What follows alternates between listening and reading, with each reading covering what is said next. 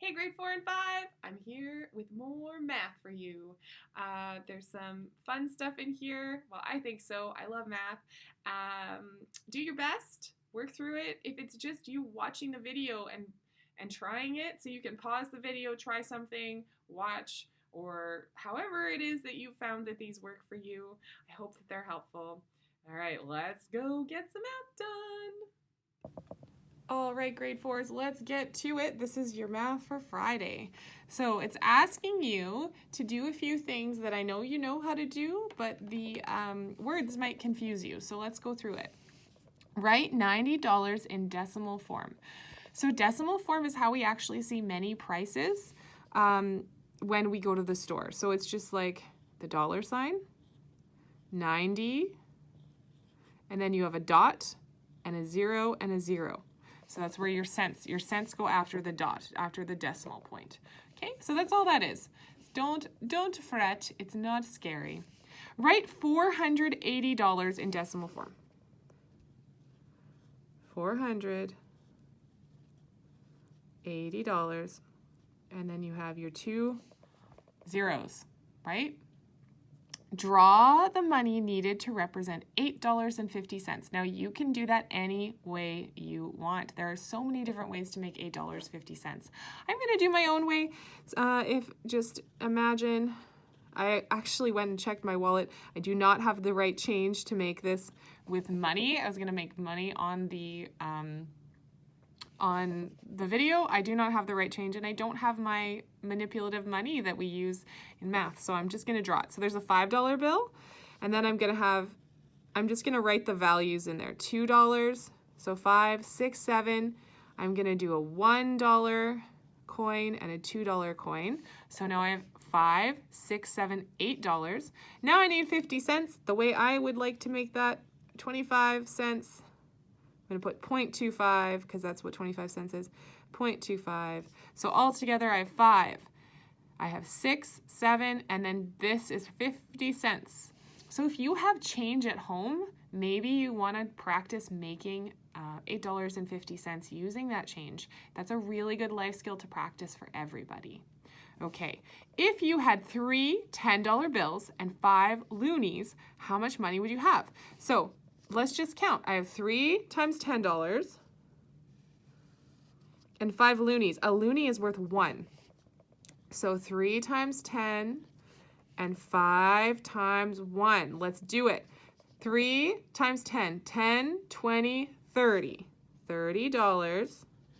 And 5 loonies, well, 5 times 1 is 5.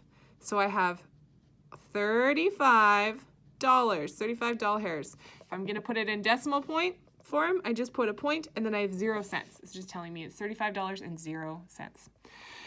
What is the value of the money? So let's count it. 10 and 5 is 15. I'm just going to write down here. $15 here. So I've counted that. Now let's count our other money. And it's hard to see with the light I have here, but let's do our best. So 5 plus 10 is $15, and now let's count our other whole dollars. We have 1, 2, 3 whole dollars. This is worth $2, this is worth $1. So $1. 5, 6, 7, 8. So 15 plus $8. And then let's add up our cents. So I've got 25, 35, 4, because these are 10, 10, 10. This is 25. And this is, I think, 1, which we don't use pennies anymore, but that's okay. So 25, 35, 45, 55, 56. And we write our cents in decimal point, so it's $0.56. Now let's add them all together. So 15 plus 8, how would you do that? Okay, I can think 15 plus 10 is 25. 2 less than that is 23. So I have 23 whole dollars. And then my cents, well, I don't have any more dollars to add. It's just 56 cents. So I'm going to put my point down here. It shouldn't be flying around. I'm going to rewrite this because you're thinking I'm writing it with a colon maybe. So it's $25, or no, $23, Mrs. Oakes. $23.56. Okay, $23.56. Okay, so now we are going to move on to our mashup math for today. So it is a mix. It's algebra, your favorite, and it is a mix of multiplication and addition. So let's see what we can figure out. Okay, well, when I'm looking here, I have my first clue. Because something times something is 70, okay? And something subtract something is 3. So right here, I'm going to give you the hint that this dinosaur is probably worth 7. So now I want you to pause the video and I want you to think, okay, if this dinosaur is worth 7, what are the other ones worth? So pause the video and think, what times 7 is 70? What subtract 7 is 3? Okay, and that'll give you a good start. And then you can move on to the next one. So once you've figured out the 7s, you can move on to, okay, 7 plus what is 12 to figure out the monkey. And then once you've figured out the monkey, you can figure out the other one. So pause the video. Please pause the video and try this on your own. And then press play to find out what the answers are, okay? So hopefully you pause the video because now I'm going to give you the rest of I'm going to work through the rest of it with you. So something times 7 is 70. 10 times 7 is 70. And 10 subtract 7 is 3. So the joker is 10. This guy is 7. There we go. Now I need to figure out 7 plus what is 12. So start at 7 and count up to 12. 7, 8, 9, 10, 11, 12. Oh, 5. 7 plus 5 is 12. So now I know the monkey is 5. 5 times what is 30? So think of your multiplication tables. 5 times what is 30? 5 times 6 is 30. I really hope you pause this and tried it on your own first because it is a good experience to work through. Now, I have 6, but there's 2 of them. So it's 2 6s. How much is 2 6s? It's 12. 12 times 7. So think of your 12 times tables, guys. If you don't know that, you could think 10 times 7 is 70. And then you're going to add 2 more groups of 7 to that. So 70, 77, 84. Okay. All right. I hope that was not too painful, and I hope that you paused it and tried it on your own. Let's move to the other side. Oh, remainders, my favorite. We're going to work on remainders today, grade 4. We are going to keep practicing this. So remember last time we worked on it a little bit. I'm just going to try and get a better angle for you. We worked on it a little bit, and we're going to keep going with it. So that's when you divide a group and it doesn't fit neatly into equal groups and you have remaining ones left over. That's what a remainder is. So it says, for each equation, draw a picture and write the quotient. If there is a remainder, record it like this. So you're going to draw a picture and write the quotient, the answer to the division question. And then you are going to, if there is a remainder, record it like this, R2. So they had 12. They divided it into 5 groups, and there will be 2 in each group with 2 left over. Now we're going to work through these ones. So it looks like a plus sign. It's a divide sign. 14 divide by 3. So I'm going to show you my favorite way to divide smaller numbers. Okay, so I have 3 groups, and I'm trying to figure out how many are going to go in each group. So let's count. 1, 2, 3, 4, 5, 6, 7, 8, 9, 10, 11, 12. Now, I don't have 3 more. 14, 15, that won't work because I can only put equal groups when I'm dividing. Each basket needs to have an equal number. So I have 12, and I'm just going to put those other 2 because I don't have enough to put 1 in each because I only have 2 more until I get to 14. I'm going to put those 2 over here. 12, 13, 14. So 14 divided by 3, I'm going to have 1, 2, 3, 4, 1, 2, 3, 4, 1, 2, 3, 4 in every group. And my remainder is 2. All right, let's move on. All right, now I am moving on to the next one. I made a mistake in my first illustration because I was not paying attention and I was interrupted by one of my little helpers. So 20 divided by 6, I'm going to do 1, 2, 3, 4, 5, 6 groups, and we're going to count. Remember, we can only put them in the basket if we have enough to put in each basket, because they have to be equal. All right, 1, 2, 3, 4, 5, 6, 7, 8, 9, 10, 11, 12, 13, 14, 15, 16, 17, 18. Now, I have filled up 18. Do I have enough I only have 2 left over. So I don't have enough to do a whole other group of 6, right? So I have 18 here total, and my remainder, I have 2 that won't fit.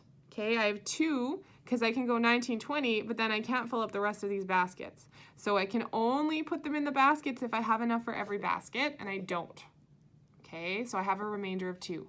So 20 divided into 6 groups. There are 1, 2, 3 in each group, and you have a remainder of 2. All right, let's keep going. 11 divided by 2. So I have 2 baskets, and I have to divide 11 between the 2 baskets. 1, 2, 3, 4, 5, 6, 7, 8, 9, 10. Now I have 5 in each basket. I don't have enough. I only have 1 left. I don't have enough to put 1 in both baskets, so that 1 is going to be a remainder. 1. I'm going to draw it because writing it is confusing. So I've drawn my 1. That is 1. I'm going to write the number 2 because otherwise you might think it's a 0. So 1, 2, 3, 4, 5. 1, 2, 3, 4, 5. It's split equally between the 2 baskets, but I could not split this one up, so it's a remainder. So 11 divided by 2 is 5 with a remainder of 1. Okay, on to the next one. We need 4 baskets. 1, 2, 3, 4 baskets.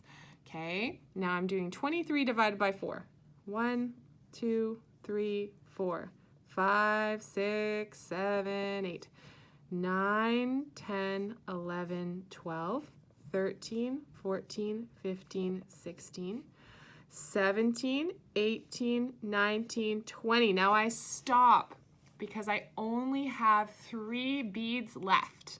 I only had 3 beads left and I have 4 baskets. So those 3 beads can't fit in a basket because I don't have enough for each basket, right?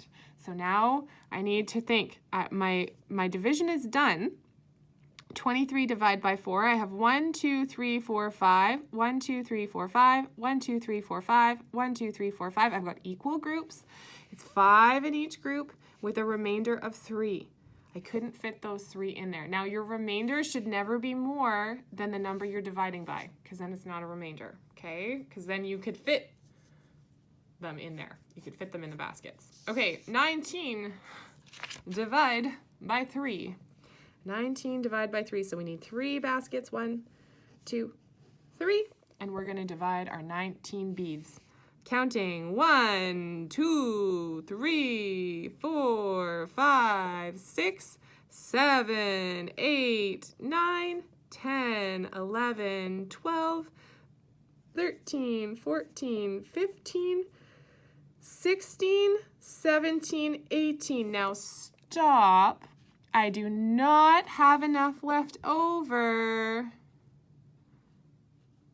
I do not, oh, that's confusing. I'm gonna put them separately. I'm just trying to find a way to write it that it doesn't look like I'm writing a number.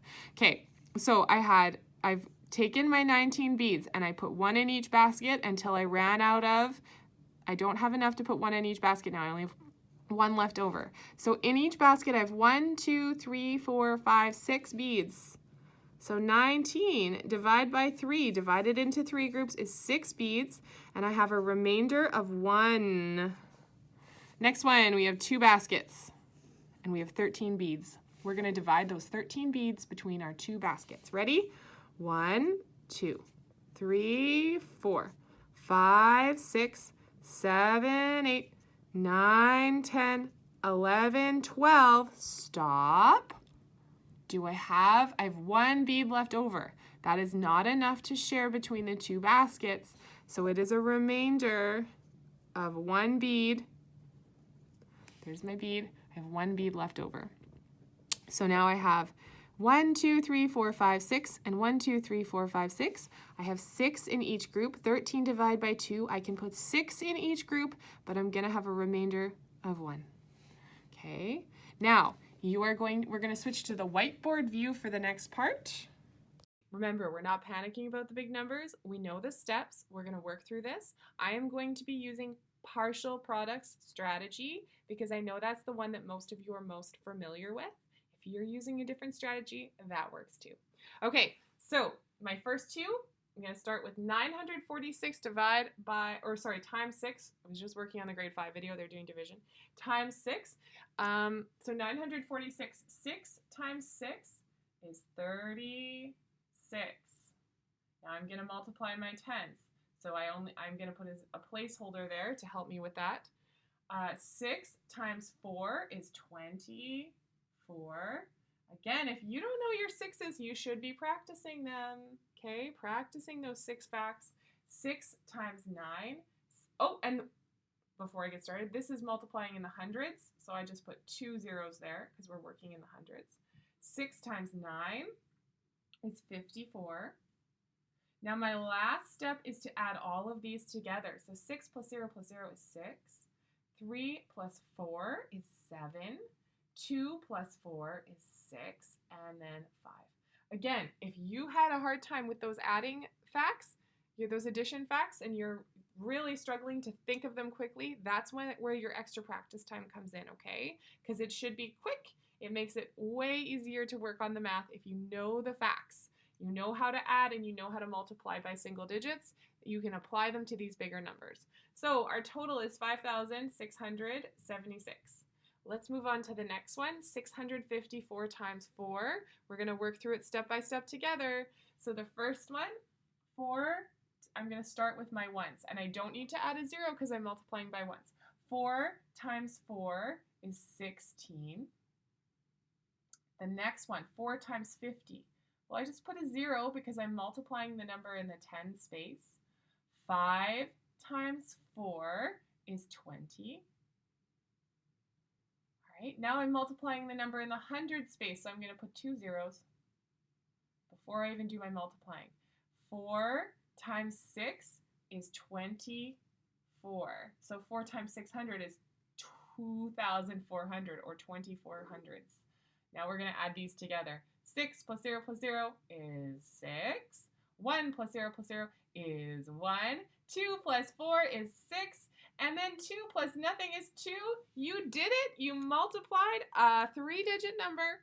Good job. Okay, let's do the next two. Okay, these are our next two. So we've got 339 times 2 multiplied by 2 and 146 multiplied by 2. So you have these 2 ones to work on. Now, I know that I'm not going to name the person, but I know that they're saying, I'm going to use my favorite strategy, which is just doubling the number. Go for it. If you want to just, because it's times 2, I know that the strategy we worked on in class a lot for times 2, a lot of you like to just go 339 plus 339, 146 plus 146.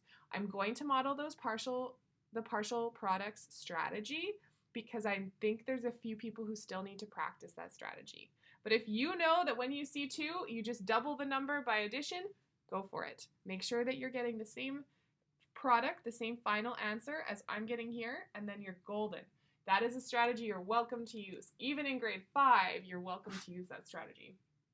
Okay, 9 times 2, multiplying by 1, so I just multiply by 1s. 9 times 2 is 18. Now, 2 times 30, I'm multiplying. Here's the hundreds, here's my tens, here's my ones.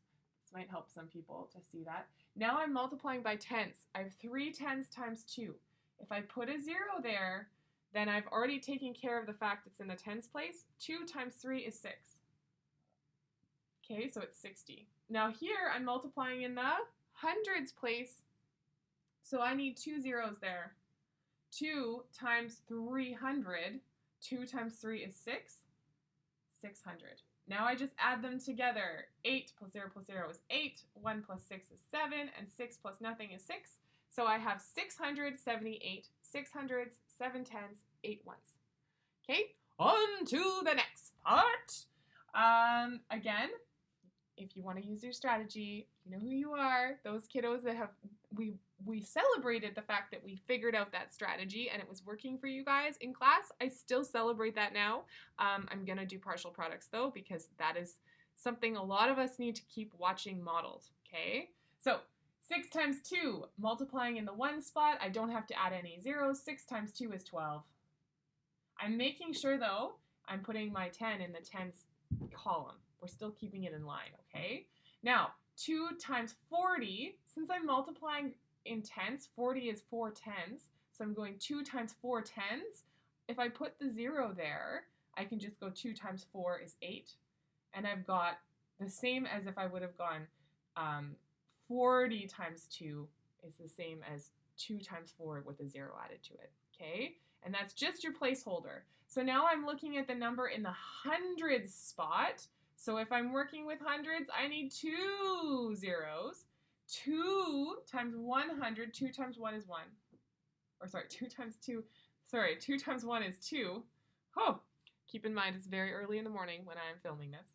All right, my brain is still waking up. That's okay, I caught my mistake.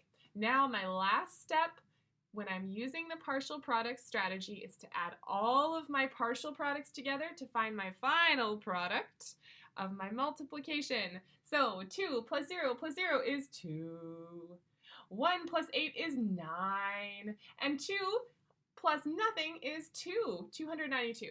Okay? I hope if you used your strategy that you got the same products. If you didn't, check your addition. Okay?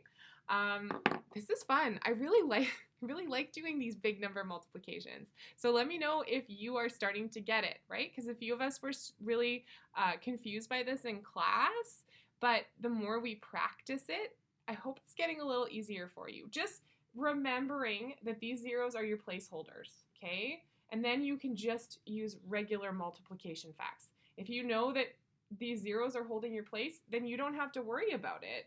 You don't have to think, okay, what's 2 times 30? Because you have the 0 there, and you can just go 2 times 3, okay? Or what's 2 times 300? If you have the zeros there, they're holding your place. You just have to think in terms of 2 times 3, okay? That's the beauty of multiplying by groups of 10 or to groups of hundreds. It's actually pretty simple. I hope this was helpful to you guys, okay? I know I'm really enthusiastic about it. We'll keep practicing it until it makes sense. Promise. Okay, so I've got it all covered up. Let's work on this final problem. A bank took 40 calls on Wednesday. If each of the 8 employees took an equal share of the calls, how many did each employee take? Now, so we know what it's asking you to do is do 40. You had 40 calls, and each employee took an equal number of calls, so it's equally divided among the 8 employees. How many calls did each employee take? Now, you could draw the baskets. You could draw 8 baskets. And you could count equally 40. So you could go and count each. I am going to show you a different way to do this because we're going to use our multiplication facts. So you're going to flip this around. 40 divided by 8 is what? So again, remember our fact families for multiplication and division. 8 times something is 40. So now think of your 8 times tables. 8 times what is 40? 8 times what equals 40? Think about it. Right? 8 times 5 is 40.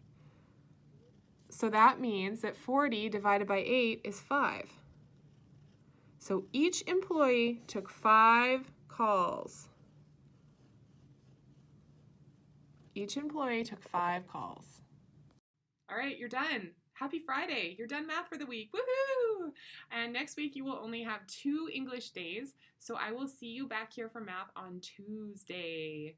2 English days. Remember, if you need some extra math practice and it's not, there's no lesson, you're done the lesson, you also have access to all of those math learning, the online math learning opportunities.